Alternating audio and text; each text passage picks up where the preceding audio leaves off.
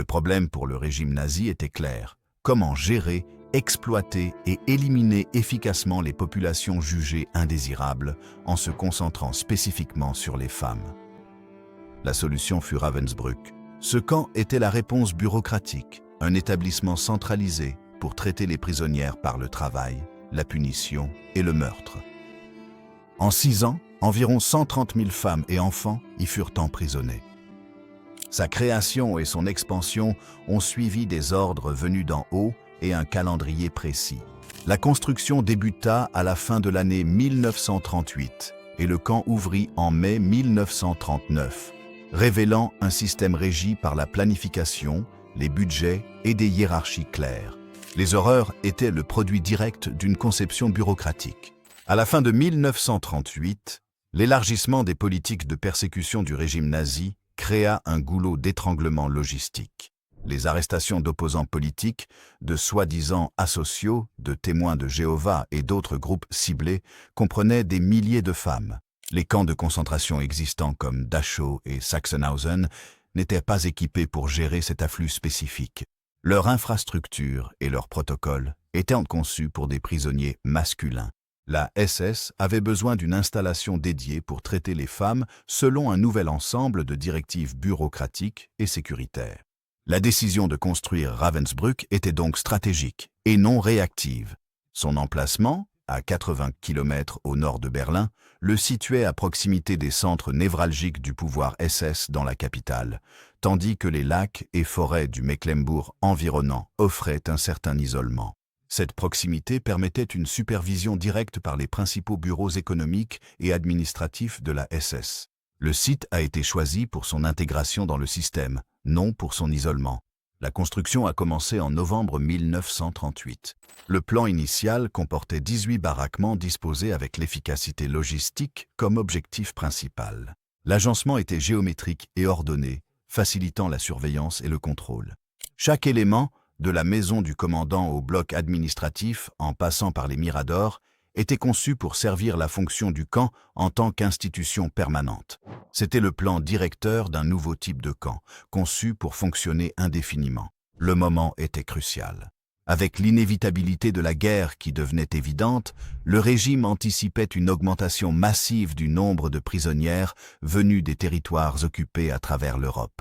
Ravensbrück a été conçu comme le centre névralgique pour cette population attendue. C'était la réponse préventive à un problème logistique créé par l'idéologie toujours plus extrême des nazis.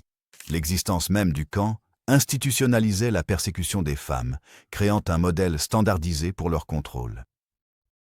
Le premier transport de prisonnières est arrivé en mai 1939, amenant 867 femmes du camp de concentration de Lichtenburg. Ce transfert a marqué la mise en service du nouveau système. Ces premières détenues ont été mises au travail pour agrandir le camp lui-même, construisant les structures mêmes qui emprisonneraient des dizaines de milliers d'autres femmes. Le camp était opérationnel avant l'invasion de la Pologne, ce qui indique clairement que son objectif était prévu comme partie intégrante des opérations du régime en temps de guerre. Pourquoi les nazis ont-ils spécifiquement conçu un camp de concentration exclusivement pour les femmes en 1938 ? Pour créer un système centralisé et efficace de gestion genrée des prisonnières considérées comme une menace pour l'État. C'était une décision calculée pour anticiper et satisfaire les besoins d'une guerre à venir, transformant des êtres humains en unités à traiter dans une machinerie de contrôle méticuleusement planifiée. Ravensbrück n'était pas une réflexion après coup. C'était une pierre angulaire de l'empire grandissant de la SS. L'emplacement de Ravensbrück, à 80 km au nord de Berlin, était une décision calculée qui alliait accessibilité et dissimulation. Cette proximité avec la capitale permettait une communication rapide et le transport efficace des prisonnières directement depuis le cœur de l'État nazi. En même temps, la distance était suffisante pour maintenir un voile de secret vis-à-vis du grand public et de la communauté internationale. Le camp existait juste au-delà de l'orbite immédiate de la vie quotidienne berlinoise, caché à la vue de tous, mais intégré opérationnellement. La supervision directe des bureaux centraux économiques et administratifs de la SS était l'un des principaux avantages de cet emplacement.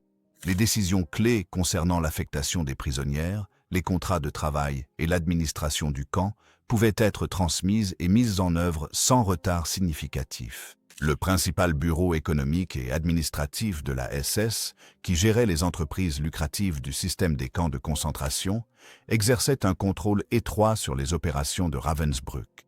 Cela garantissait que le camp fonctionnait comme un élément parfaitement intégré au sein du vaste empire SS, sa productivité et sa sécurité étant surveillées depuis les plus hauts niveaux. L'emplacement servait également la fonction essentielle du camp en tant qu'académie de formation pour les gardiennes SS. Les efforts de recrutement étaient concentrés sur la région de Berlin, attirant des femmes en quête d'emploi ou motivées par l'idéologie. Former ces Onseherin à proximité de la capitale permettait de standardiser leur instruction sous la supervision directe des centres de commandement SS. Le camp lui-même devint un terrain d'entraînement réel où les nouvelles gardiennes pouvaient mettre en pratique des techniques de surveillance et de contrôle sur la population de prisonniers avant d'être envoyées dans d'autres camps. La géographie naturelle du site offrait des avantages stratégiques qui réduisaient les coûts initiaux de construction. Les lacs et forêts environnants du Mecklembourg faisaient office de barrières naturelles, limitant les voies d'évasion et réduisant le besoin immédiat de fortifications périmétriques étendues. Cela permettait de concentrer les ressources sur l'infrastructure centrale du camp, les baraquements, les bâtiments administratifs et les installations industrielles. L'environnement lui-même devint un complice involontaire de la sécurité du camp. Les infrastructures de transport constituaient un autre facteur décisif. La position de Ravensbrück tirait parti des liaisons routières et ferroviaires existantes vers Berlin, en faisant un centre de transit logique pour les prisonniers circulant à travers le Reich. Les personnes arrêtées en Europe de l'Ouest pouvaient être transportées vers l'Est via Ravensbrück, tandis que celles provenant des territoires occupés à l'Est pouvaient être dirigées à travers le camp vers d'autres destinations. Cela a intégré l'établissement dans le vaste réseau logistique du régime nazi pour le transfert de population et le déploiement du travail forcé. Ce n'était pas un avant-poste isolé opérant en marge du système. Ravensbrück était un rouage essentiel dans la machine de terreur nazie. Son emplacement a été choisi non pas pour l'isoler, mais pour l'intégrer stratégiquement. La fonction du camp reposait sur cette connectivité avec les centres de pouvoir, de ressources et de transport. Quelle situation stratégique près de Berlin a fait de Ravensbrück le centre administratif idéal pour la persécution des femmes? Sa proximité permettait un contrôle direct depuis le bureau principal de la SS, un transport efficace et une intégration sans faille dans le réseau logistique de la machine de guerre nazie. Le site a été choisi pour faire du camp un nœud central et efficace du système, un lieu où la bureaucratie et la brutalité pouvaient être administrées avec une efficacité glaçante. Un camp de cette envergure nécessitait une justification dépassant la simple punition. Il devait devenir un atout économique. Dès 1942, Ravensbrück s'est transformé en un centre de production majeur pour l'effort de guerre nazi. Ce changement a été motivé par les exigences insatiables d'une économie de guerre et par la volonté de la SS de tirer un profit direct de la population carcérale. La fonction du camp a évolué, passant d'un lieu de détention à une usine de travail forcé.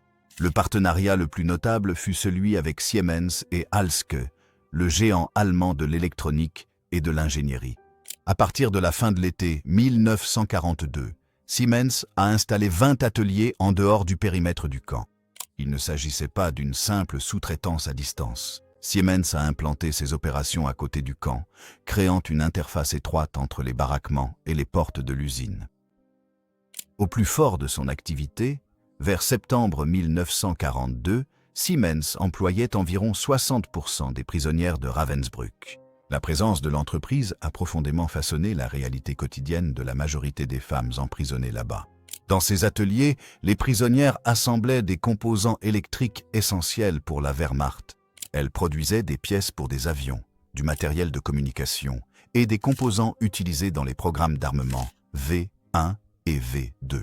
Leur travail était directement lié à la capacité opérationnelle de l'armée allemande. Le travail était précis et exigeant, souvent effectué sous la menace de punitions sévères pour toute erreur ou ralentissement perçu. Les prisonnières devenaient des rouages de la machine de guerre, même qui entretenaient leur oppression. Pour Siemens, cet arrangement était d'une efficacité brutale. L'entreprise avait accès à une main-d'œuvre immense, captive et non rémunérée, disponible à toute heure. Cela minimisait les coûts de fonctionnement et éliminait les conflits du travail. En retour, la SS facturait Siemens pour cette main-d'œuvre, créant ainsi un centre de profit qui finançait le fonctionnement du camp et soutenait l'expansion de l'appareil SS.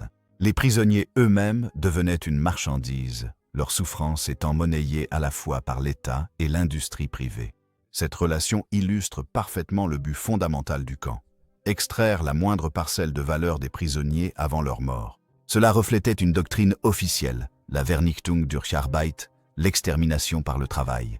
Le travail était physiquement dévastateur, aggravé par des rations de famine et des vêtements insuffisants contre le froid.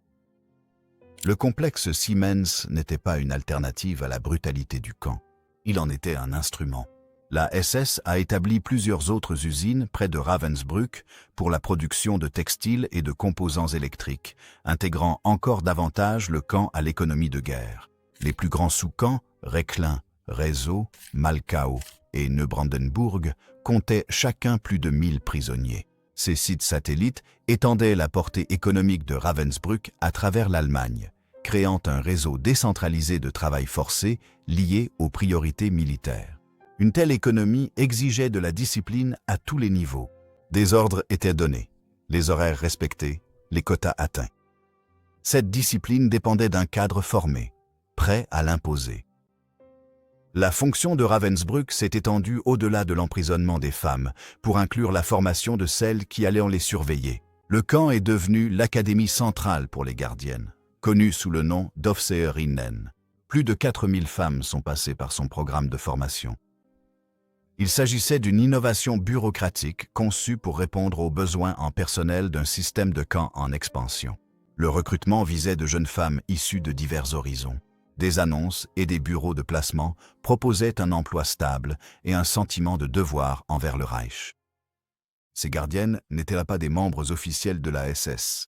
Elles servaient comme employées civiles féminines de la SS, Weibliche SS Gefolge, sous l'autorité totale de la SS. Elles étaient des civils intégrés à la hiérarchie militaire du système des camps. La promesse d'un salaire et d'une autorité en période d'incertitude économique s'est révélée être un puissant attrait pour beaucoup. La formation était systématique et méthodique. Les nouvelles recrues apprenaient des techniques spécifiques de surveillance, de punition et de contrôle des foules, adaptées à la gestion des prisonnières. Le programme était conçu pour déshumaniser les détenus aux yeux des gardiennes, les présentant comme des ennemis de l'État. L'objectif était de briser l'empathie naturelle et de la remplacer par une approche froide et procédurale de la discipline. Cette brutalité institutionnalisée était un élément central de leur formation. Ravensbrück servait de terrain d'entraînement réel. Les stagiaires mettaient en pratique leurs compétences directement sur la population carcérale, sous la supervision de gardiennes expérimentées. Cette expérience pratique était considérée comme essentielle. Elle permettait aux nouvelles recrues de s'acclimater à l'environnement du camp et de tester leur détermination avant d'obtenir des affectations autonomes. Les prisonnières devenaient des sujets involontaires dans la formation de leurs propres oppresseurs. Les diplômés étaient envoyés à travers tout le système nazi. Elles servaient à Auschwitz, Bergen-Belsen, Mauthausen, entre autres. Certaines, comme Hermine Böttcher-Brückner et Louise Danz, sont devenues surveillantes en chef. Irma Grese s'est formée à Ravensbrück avant de gagner une sinistre renommée à Auschwitz en tant que hyène d'Auschwitz, symbole de la manière dont l'instruction reçue en un lieu propageait la violence ailleurs. Cette dispersion du personnel faisait de Ravensbrück un multiplicateur de force. Son influence s'étendait bien au-delà de ses propres barrières, standardisant un modèle particulier de contrôle et de brutalité à travers le réseau des camps. Le comportement de ces gardiennes était souvent extrême. Les témoignages décrivent des passages à tabac routiniers, des appels punitifs et une famine calculée comme outil de domination. Des noms comme Grese et Hertha Oberhäuser, devenus plus tard tristement célèbres dans d'autres lieux, illustrent comment les techniques apprises à Ravensbrück accompagnaient le personnel chargé de les appliquer. Le système cultivait cette sévérité, récompensant la dureté et punissant la faiblesse perçue. La création de ce corps professionnel répondait à un problème logistique crucial. À mesure que le réseau de camps s'étendait, la SS avait besoin d'une main-d'œuvre fiable et endoctrinée pour maintenir l'ordre. Le programme de formation de Ravensbrück assurait un approvisionnement continu en gardiennes qui comprenait les attentes du système et savait les appliquer de manière cohérente. Il a standardisé la persécution. Qu'est-ce qui a fait de Ravensbrück le principal centre de formation de plus de 4000 gardiennes? Il offrait un environnement réel et contrôlé pour codifier les méthodes et les exporter. La même logique guidait le travail, organisé, délibéré et orienté vers un rendement maximal. Le travail à Ravensbrück était méticuleusement organisé pour servir des objectifs économiques et militaires précis. L'administration du camp n'assignait pas le travail de manière arbitraire. Chaque tâche, de l'assemblage de composants électriques au défrichage des forêts, était calculée pour soutenir l'effort de guerre nazi. C'était un processus froid et industriel. Au-delà du complexe Siemens, les prisonnières étaient louées à une grande variété d'autres industries. Le camp exploitait un vaste réseau de plus de 40 sous-camps. Ces sites satellites étendaient l'influence de Ravensbrück de l'Autriche au sud jusqu'à la mer Baltique au nord. Les prisonnières travaillaient sur des chantiers de construction, dans des domaines agricoles et des usines d'armement. Ce modèle décentralisé intégrait le travail forcé directement dans l'économie régionale du Reich allemand. L'influence du camp s'étendait bien au-delà de ses propres barbelés. Les affectations reflétaient la hiérarchie raciale nazie. Les femmes juives recevaient généralement les tâches les plus dures et les plus dangereuses, avec moins de privilèges, tandis que les autres étaient placées selon les catégories idéologiques du régime. L'idéologie et l'économie se renforçaient mutuellement. Le résultat fut une main-d'œuvre cartographiée qui alignait les préjugés sur les objectifs de productivité. Le travail était exténuant par conception. La doctrine officielle nazie qui guidait ces opérations était la Vernichtung durch Arbeit, l'extermination par le travail. Ce n'était pas de la rhétorique. C'était une politique d'État mise en œuvre à travers des plannings, des quotas et des codes disciplinaires. Le système était calibré pour épuiser les prisonniers jusqu'à la mort. Le travail était physiquement dévastateur, impliquant souvent de déplacer des charges lourdes, de creuser ou d'effectuer des tâches de précision sous une contrainte extrême. Le rythme était implacable. Les prisonniers recevaient une nourriture insuffisante par rapport aux calories qu'ils dépensaient. Les rations maigres créaient un cercle vicieux de famine et d'épuisement. Le corps consommait ses propres tissus pour produire de l'énergie. La faiblesse entraînait un ralentissement du travail, ce qui provoquait des punitions et encore moins de rations. Ce cycle lui-même est devenu un mécanisme principal de mise à mort. Les SS comprenaient que la famine était un outil qui ne nécessitait aucune balle. Les SS tenaient des registres détaillés de la productivité des prisonniers. Ils traitaient les êtres humains comme des intrants industriels jetables. Des registres comptables suivaient la production de travail, les taux de maladie et la mortalité. L'administration se concentrait sur des indicateurs d'efficacité. Un prisonnier qui ne pouvait plus travailler était considéré comme un fardeau. Le calcul froid du camp transformait la souffrance humaine en une marchandise quantifiable. L'objectif était d'extraire de la valeur jusqu'à l'épuisement de la ressource. La demande insatiable de biens de l'économie de guerre créa une demande parallèle de travail forcé.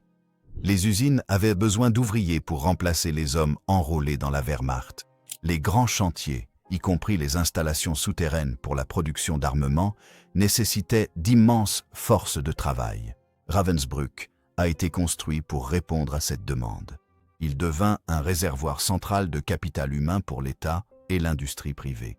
Le bureau principal économique et administratif de la SS à Berlin, sous la direction de responsables tels qu'Oswald Pohl, gérait les contrats et les affectations, liant directement le travail du camp au calendrier militaire et aux commandes des entreprises. Ce système reliait Ravensbrück au plus haut niveau de la machine de guerre nazie.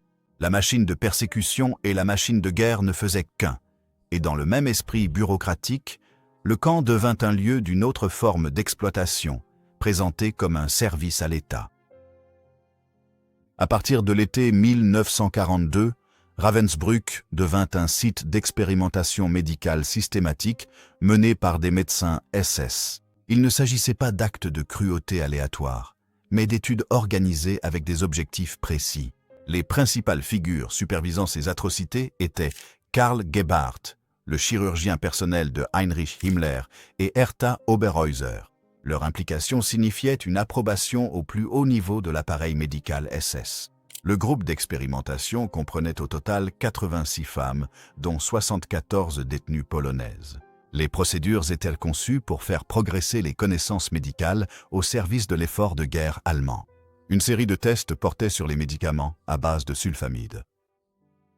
Les médecins créaient délibérément des plaies aux jambes et y introduisaient des bactéries virulentes pour provoquer des infections, puis ajoutaient du bois, du verre et d'autres matériaux, afin de simuler des blessures de champ de bataille.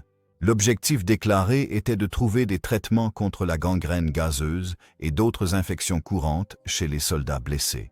Le processus infligeait d'immenses souffrances, les infections étant laissées se développer afin de mesurer les effets des médicaments.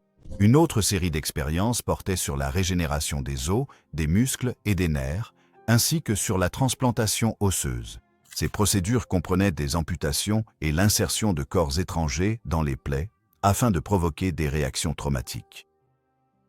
Les survivantes, dont Jadwiga Dzido, Maria Broll-Plater, Władysława Królewska et Maria Kuzmierczuk, ont souvent souffert de séquelles permanentes, de douleurs chroniques, d'infections et d'un handicap à vie. Ces 4 femmes ont ensuite témoigné au procès des médecins de Nuremberg, apportant des preuves directes et détaillées des méthodes employées et de leurs conséquences. Les expérimentateurs ont réduit les femmes à une simple catégorie. Ils les appelaient les lapins, une étiquette qui traduisait la déshumanisation systématique. Seules les données comptaient. Leur vie, elle, ne comptait pas. Les dossiers consignaient les incisions, les dosages et les résultats comme s'il s'agissait d'essais cliniques de routine, tandis que les sujets étaient privés des soins les plus élémentaires. En janvier 1945, un programme de stérilisation distinct a visé entre 120 et 140 femmes roms. Elles ont été trompées et amenées à signer des formulaires de consentement sous la fausse promesse d'une libération. Cela n'avait aucun lien avec la médecine de guerre. C'était l'eugénisme mis en pratique en accord avec la politique plus large du régime visant à éliminer ceux jugés inférieurs. Des photographies clandestines prises par des prisonniers, dont certaines images, attribuées par la suite aux efforts de Maria Kuzmierczuk et d'autres, ont fourni des preuves cruciales. Les clichés ont été développés après la guerre et ont servi de preuves irréfutables. Documenter les crimes était un acte de résistance qui a permis de préserver une trace que les auteurs voulaient effacer. Les expériences étaient représentées comme servant les objectifs à long terme de l'État, améliorant la médecine militaire et perfectionnant les méthodes pour éliminer les populations indésirables. Cette rationalisation a permis de dissimuler l'atrocité sous le langage de la science. La profession médicale a été transformée en instrument de l'idéologie. Ces protocoles sont devenus des procédures de nuisance. Ravensbrück fonctionnait comme un laboratoire à plus d'un titre. Les techniques étaient testées, documentées, puis reprises ailleurs. Le même élan de standardisation allait définir la manière dont le camp affinait ses méthodes de contrôle. Ravensbrück n'était pas statique. Il est devenu un terrain d'essai pour des techniques administratives et de contrôle qui allaient être exportées ailleurs. L'administration du camp fonctionnait comme un laboratoire pour la Shoah elle-même, perfectionnant les systèmes qui ont permis le génocide à une échelle industrielle. Il ne s'agissait pas de réussites accidentelles, mais d'amélioration délibérée de la machine de persécution. Le système de triangles de couleurs, identifiant les prisonniers par catégorie, a été affiné et mis en œuvre avec précision. Ces insignes en tissu, appelés Winkel, étaient cousus sur les vêtements des prisonniers. Un triangle rouge désignait un prisonnier politique. Un triangle noir signifiait une personne considérée comme asociale. Les témoins de Jéhovah portaient le violet, et les femmes juives étaient forcées de porter un triangle jaune, souvent combiné avec une autre couleur, comme le rouge politique, arrangé en étoile de David. Cette classification visuelle permettait une ségrégation et une gestion immédiate des différents groupes, rationalisant le contrôle et renforçant une hiérarchie de déshumanisation. Le système créait une forme de sténographie bureaucratique qui réduisait l'identité individuelle à une simple forme colorée. Le camp a développé des méthodes sophistiquées pour suivre les numéros des prisonniers, les affectations de travail et les taux de mortalité. Cela a construit une bureaucratie de la mort méticuleuse. La SS tenait des dossiers détaillés sur les performances, les punitions et les causes de décès. Les prisonniers devenaient des entrées dans des registres, leur valeur n'étant mesurée qu'à l'aune de leur rendement au travail et leur disparition consignée avec un détachement clinique.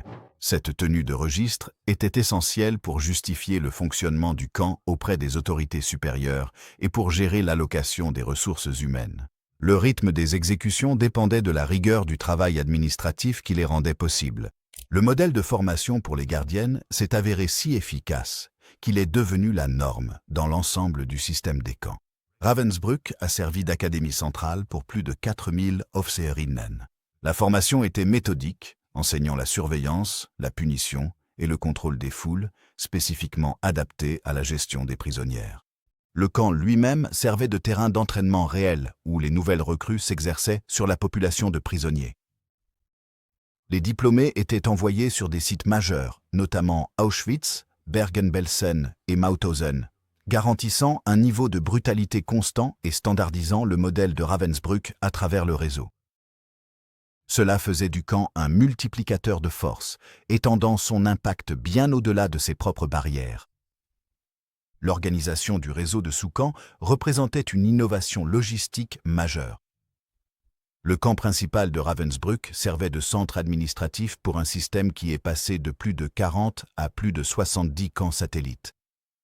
Ceux-ci étaient répartis sur une vaste zone, de l'Autriche au sud jusqu'à la mer Baltique au nord. En 1944, plus de 70 000 prisonniers, majoritairement des femmes, étaient détenus dans ce réseau. Les plus grands sous-camps comme Rechlin, Slash, Retzau et Malkau comptaient chacun plus d'1 millier de prisonniers. Cette approche décentralisée permettait à la SS de fournir du travail forcé directement aux usines d'armement, aux usines et aux chantiers de construction sans avoir à construire de nouveaux camps principaux.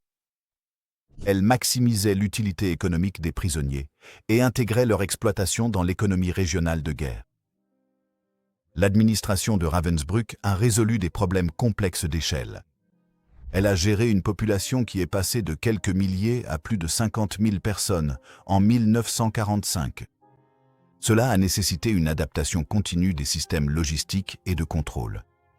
Les méthodes perfectionnées ici sont devenues des modèles adoptés dans tout l'empire nazi, faisant de Ravensbrück un centre d'innovation dans la persécution.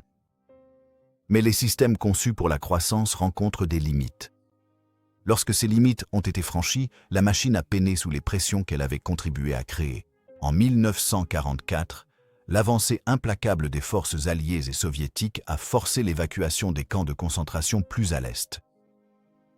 La direction SS a ordonné ces évacuations avec deux objectifs: éliminer les témoins potentiels de leurs atrocités et utiliser les prisonniers restants comme main-d'œuvre aussi longtemps que possible. Cette décision a poussé des dizaines de milliers de prisonniers vers l'ouest lors de marches forcées brutales. Ravensbrück, déjà bien au-delà de sa capacité prévue, est devenu une destination principale pour ces caravanes humaines.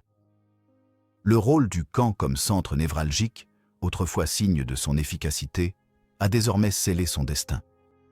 La population a explosé pour atteindre environ 50 000 prisonniers en janvier 1945. Environ 45 000 femmes et 5 000 hommes. L'infrastructure du camp, conçue pour environ 6 000 détenus et en accueillant plus de 45 000 au plus fort, s'est complètement effondrée. Les baraquements prévus pour quelques centaines de femmes en contenaient désormais plus d'1 millier. Il n'y avait pas d'espace pour s'allonger. Les prisonniers dormaient par roulement, debout ou assis. Les conditions sanitaires se sont effondrées. Les latrines débordaient et le sol était contaminé par des excréments humains.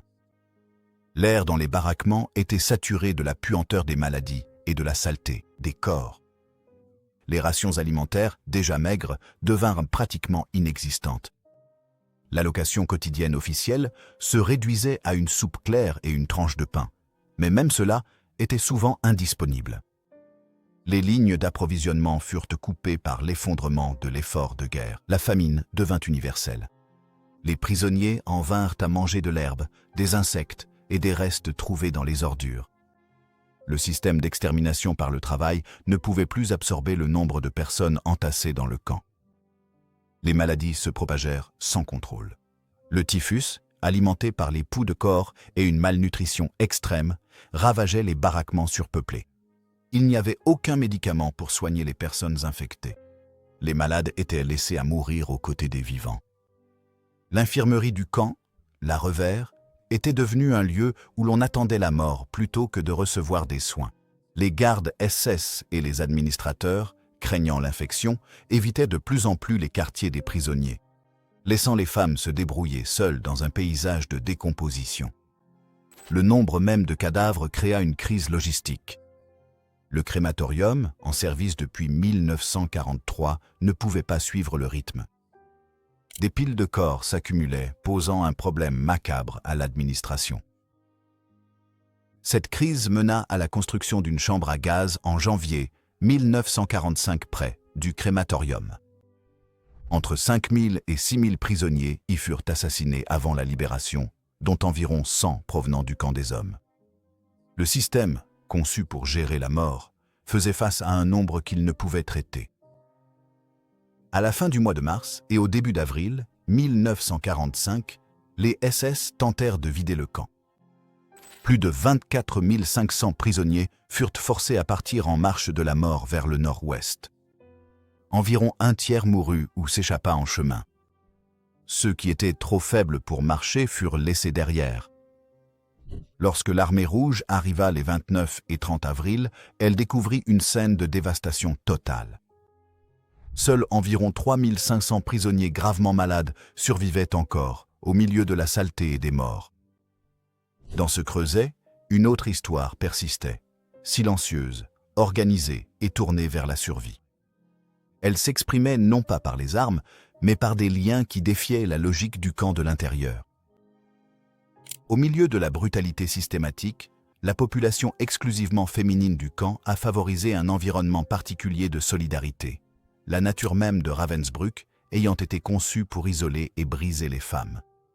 Elle a involontairement créé les conditions de formes uniques de résistance. Il ne s'agissait pas de la rébellion armée observée dans certains camps, mais d'une défiance plus discrète et plus profonde, ancrée dans la préservation de la communauté et de l'identité. Les femmes ont organisé des actes clandestins de défi qui visaient l'objectif du camp, l'anéantissement spirituel. Elles organisaient des cours secrets dans les baraquements après l'appel ou pendant les pauses de travail. Lors de ces rassemblements clandestins, elles s'enseignaient mutuellement les langues, l'histoire et la littérature. Les femmes polonaises organisaient certains des programmes les plus étendus, avec des cours de niveau lycée, dispensés par des enseignantes expérimentées. Une prisonnière polonaise pouvait enseigner le français, tandis qu'une prisonnière française partageait ses connaissances sur l'histoire de la Pologne. C'était un acte de préservation intellectuelle, un effort délibéré pour maintenir leur humanité et leur lien avec un monde au-delà des barbelés. L'acte d'apprendre devenait une forme de rébellion contre l'ignorance imposée. Elles partageaient des recettes, non pas pour la soupe claire et le pain qu'elles recevaient, mais pour des plats dont elles se souvenaient de chez elles. Les recettes étaient récitées à voix haute et recopiées dans des carnets secrets lorsque des matériaux pouvaient être trouvés. Cet exercice de mémoire collective était une arme contre la tentative du camp de les réduire à de simples corps préoccupés uniquement par la survie. En se remémorant les goûts et les odeurs de leur vie d'avant, elles renforçaient leur identité d'individu avec une histoire, une culture et une famille. C'était une défense psychologique contre l'assaut incessant porté à leur esprit. L'expression artistique fleurissait en secret. À l'aide de bouts de papier introduits clandestinement depuis les ateliers ou de charbon récupérés sur le terrain, les femmes réalisaient des dessins et écrivaient de la poésie. Elles fêtaient les anniversaires avec des chansons murmurées et de petits cadeaux faits main. Des poupées pour les enfants, des peignes et de petits objets personnels fabriqués à partir de fils de fer, de tissu et de bois. Ces actes affirmaient leur humanité dans un lieu conçu pour l'effacer. La création de beauté au milieu d'une telle laideur était une déclaration que le système ne les avait pas totalement vaincus. Certaines œuvres d'art et écrits ont survécu à la guerre, témoignage de cet esprit resté intact. La résistance prit aussi une forme organisée. Le groupe clandestin polonais Muri, les Murs, dirigé par la chef scout Józefa Kantor, comptait environ 100 membres à la fin de la guerre. Ils maintenaient des réseaux de communication, partageaient des nouvelles et protégeaient les plus vulnérables. De façon cruciale, ils ont préservé une liste de nouveaux prisonniers comportant 25 028 noms, protégeant ainsi des preuves lorsque le personnel SS a entrepris de détruire les archives. Dans un système obsédé par la documentation, sauver des noms est devenu un acte de sauvetage historique. L'administration du camp considérait ces activités comme des menaces directes.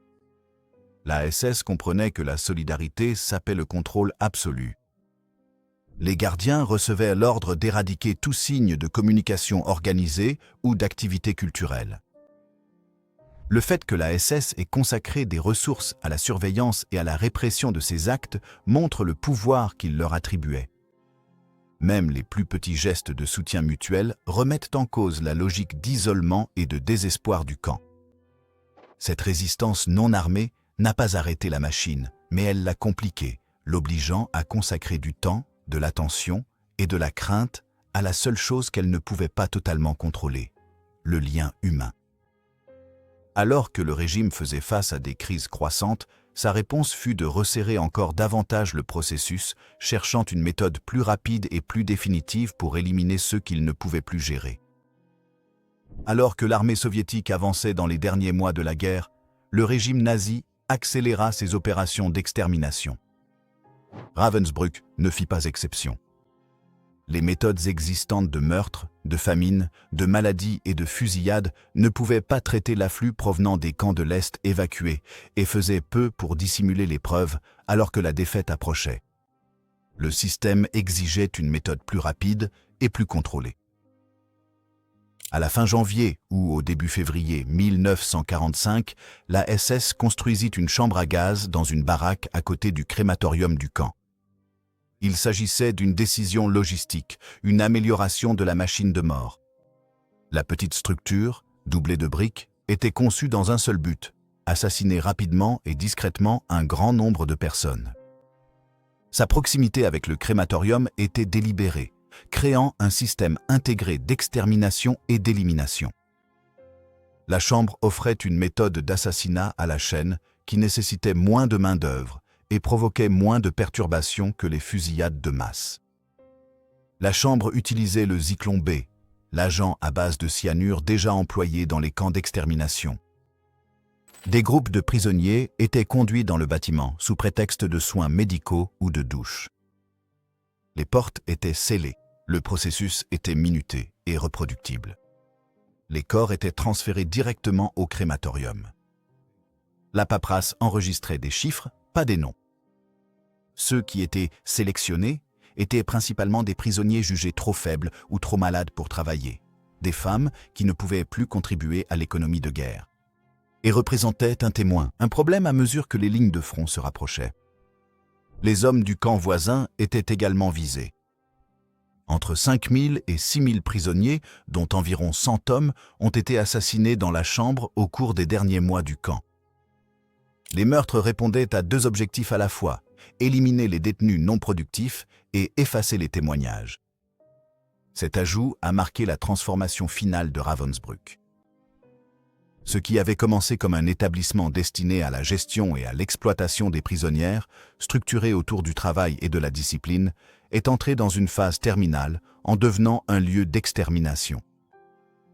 La chambre à gaz a achevé l'évolution du camp, passant d'un centre de travail forcé à un camp de la mort localisé, alignant ses opérations sur les pratiques les plus meurtrières de l'Holocauste.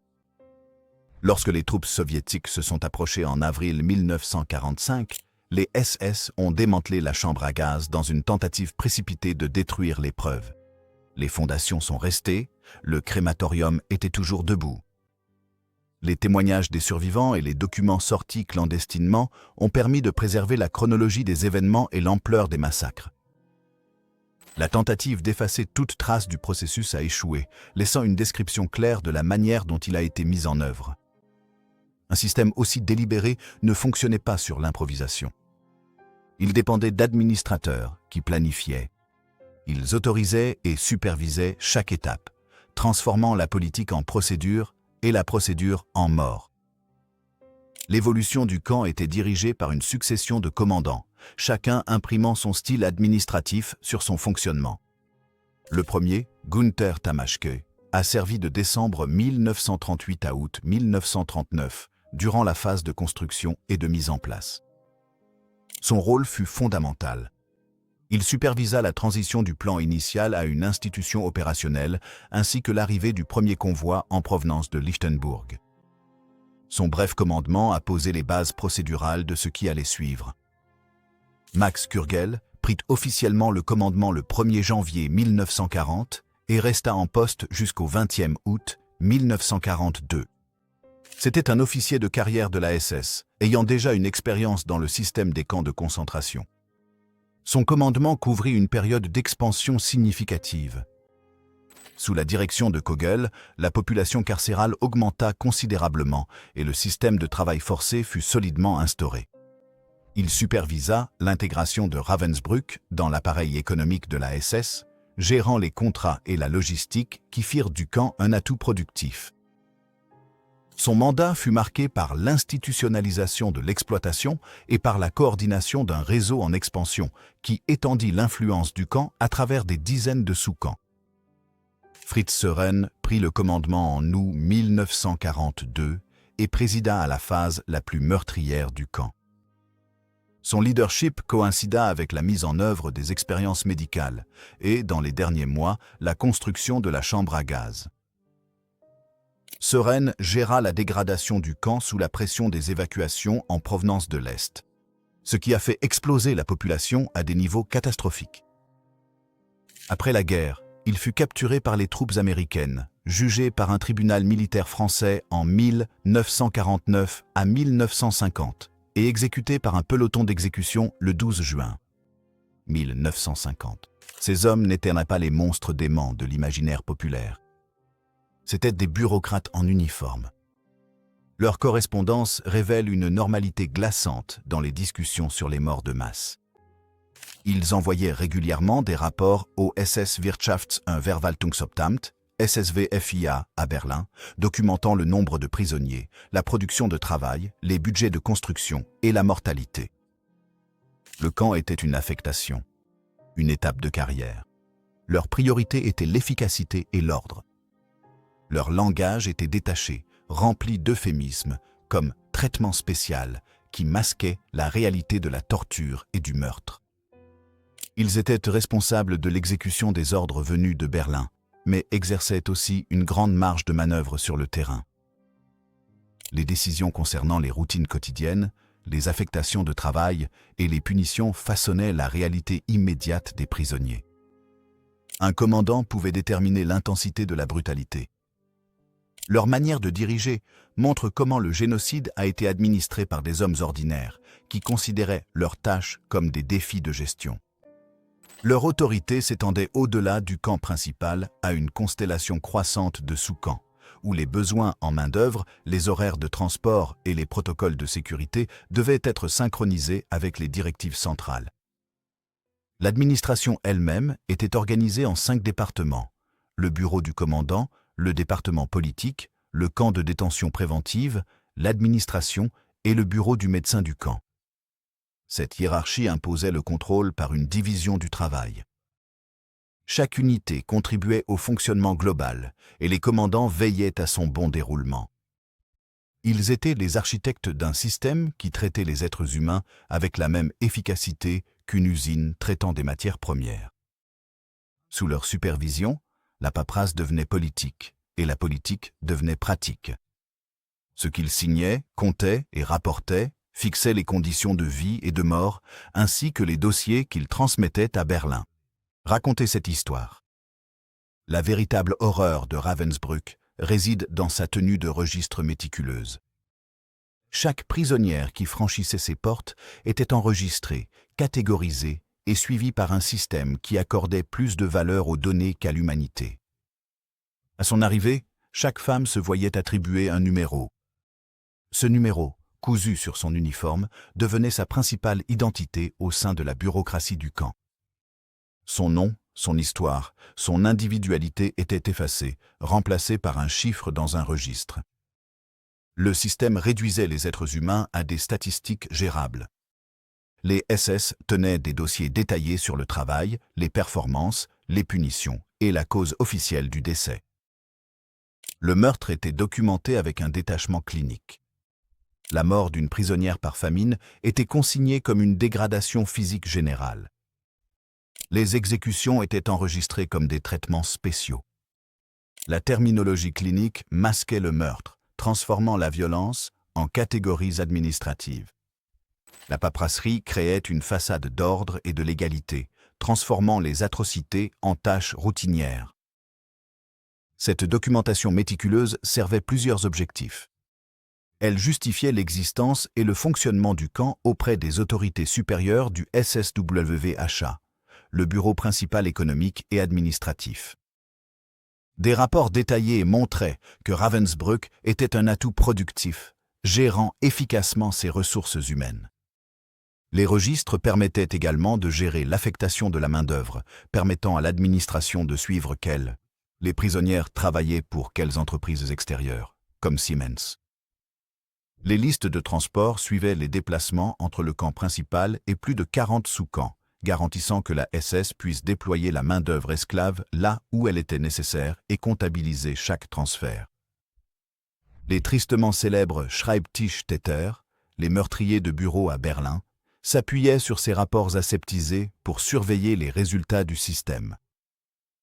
Oswald Pohl, chef du SSWHA, recevait des mises à jour régulières sur le nombre de prisonniers, la productivité, les taux de mortalité et les contrats de travail. Les décisions étaient prises à distance, avec des graphiques et des résumés remplaçant la vision de la souffrance. L'efficacité des meurtres dépendait de l'efficacité du travail de bureau. Le système de classification des prisonniers était un élément clé de ce contrôle. Des triangles codés par couleur, ou Winkel, cousus sur les uniformes, créaient une hiérarchie visuelle immédiate. Les prisonniers politiques portaient des triangles rouges, ceux jugés asociaux portaient du noir. Les témoins de Jéhovah étaient identifiés par la couleur lavande, et les femmes juives étaient forcées de porter un triangle jaune, souvent combiné à une autre couleur pour former une étoile de David. Cette base de données identitaires sous-tendait les affectations de travail, les punitions et les chances de survie. C'était une abréviation bureaucratique qui rationalisait l'exploitation.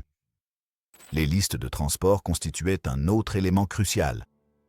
Ces documents suivaient méticuleusement les déplacements des prisonniers vers et depuis Ravensbrück et ses camps satellites, enregistrant noms, numéros et destinations. Ils approvisionnaient les marchés du travail et maintenaient l'équilibre des registres. La trace écrite était le système circulatoire du camp. À l'approche de la défaite, les SS ont tenté d'effacer cette trace. Des documents furent brûlés dans le crématorium et sur des bûchers à ciel ouvert. Les cendres furent jetées dans le lac, mais certains documents ont survécu. Des prisonnières polonaises de la résistance mûrie ont préservé les listes de noms entrantes, protégeant ainsi des preuves que les SS voulaient détruire. Lorsque la libération est arrivée, ce qui restait sur le papier a convergé avec ce qui subsistait dans les baraquements, révélant le coût total d'un système ordonné poussé jusqu'à son terme. Lorsque les unités de l'armée rouge atteignirent Ravensbrück les 29 et 30 avril 1945, de nombreuses sources retenant le 30 avril comme date principale, elles furent confrontées à une dévastation profonde. Environ 3500 prisonnières étaient encore en vie dans le camp principal, émaciées et gravement malades. L'infrastructure du camp, y compris la chambre à gaz construite au début de 1945, était toujours en place.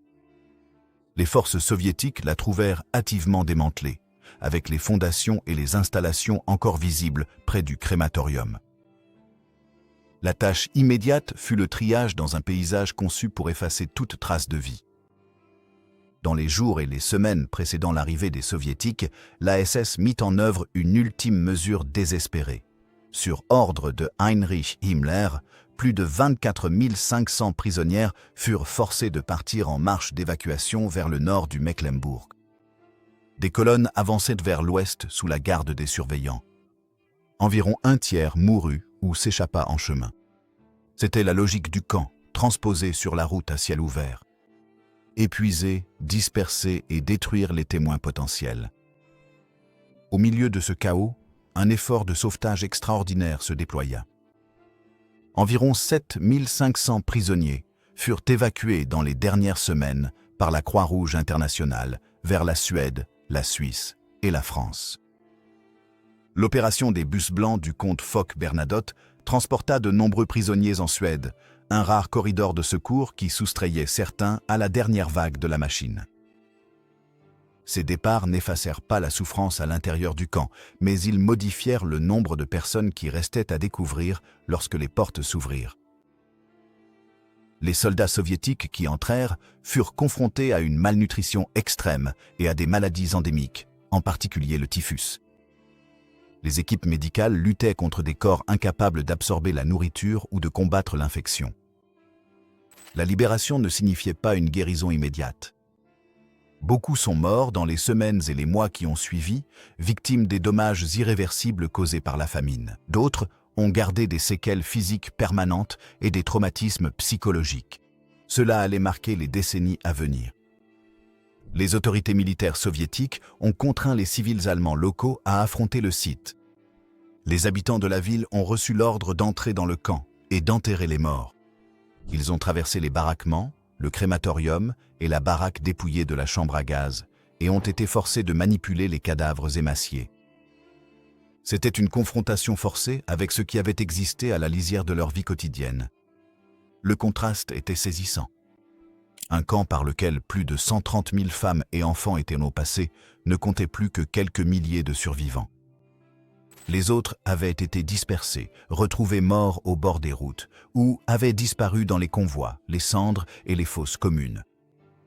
Le petit nombre de survivants retrouvés soulignait l'efficacité d'un système qui avait consumé sa propre population.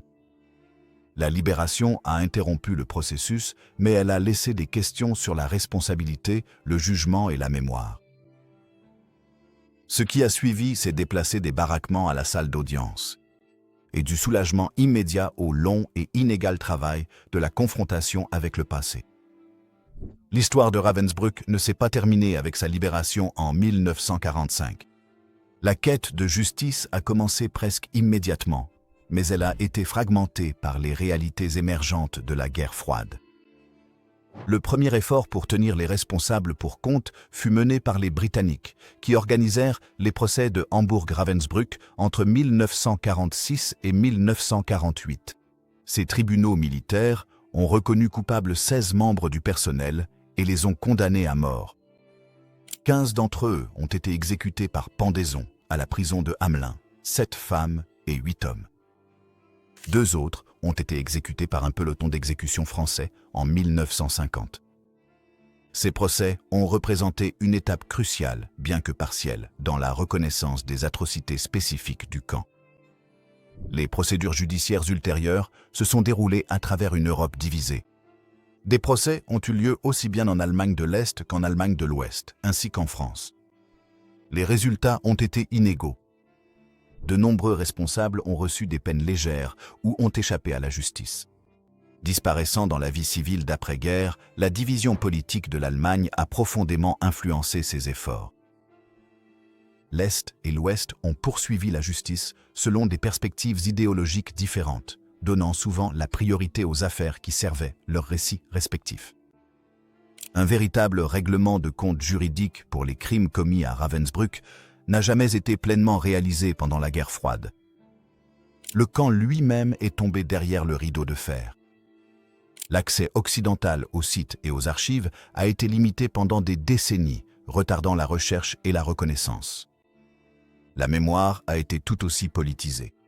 En Allemagne de l'Est, le mémorial officiel mettait l'accent sur Ravensbrück comme lieu de résistance communiste. Les récits se concentraient sur les prisonniers politiques, en particulier ceux ayant des affiliations socialistes ou communistes, éclipsant souvent les Juifs, les Roms et Sinti, les témoins de Jéhovah et ceux qualifiés d'asociaux.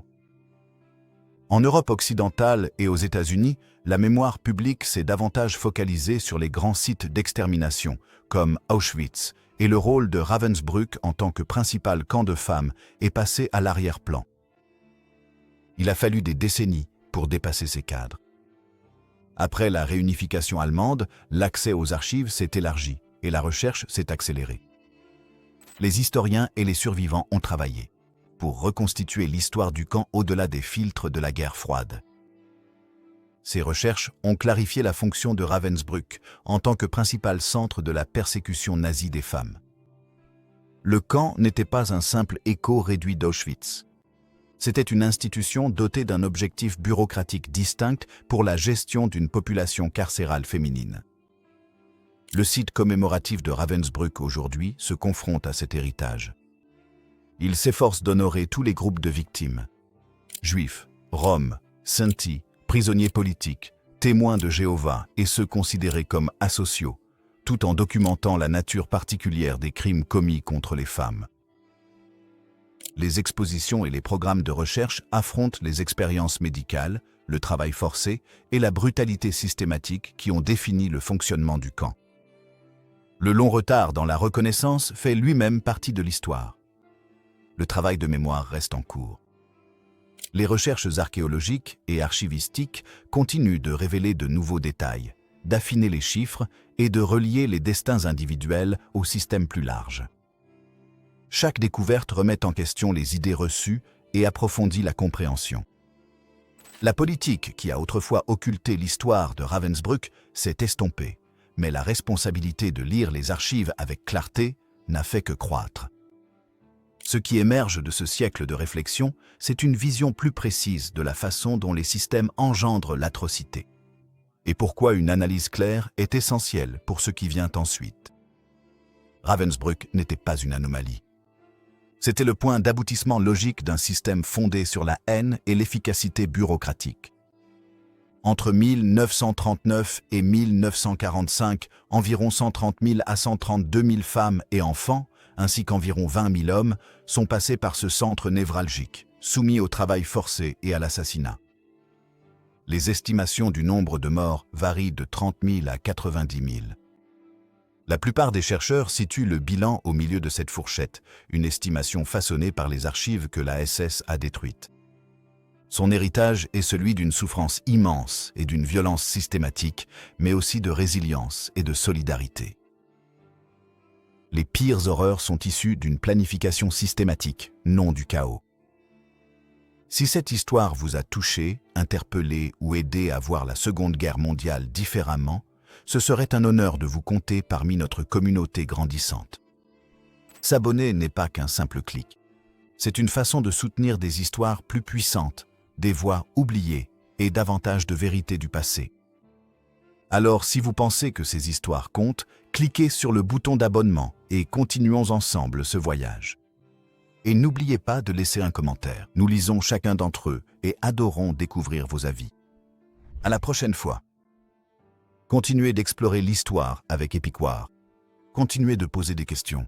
Continuez de chercher la vérité.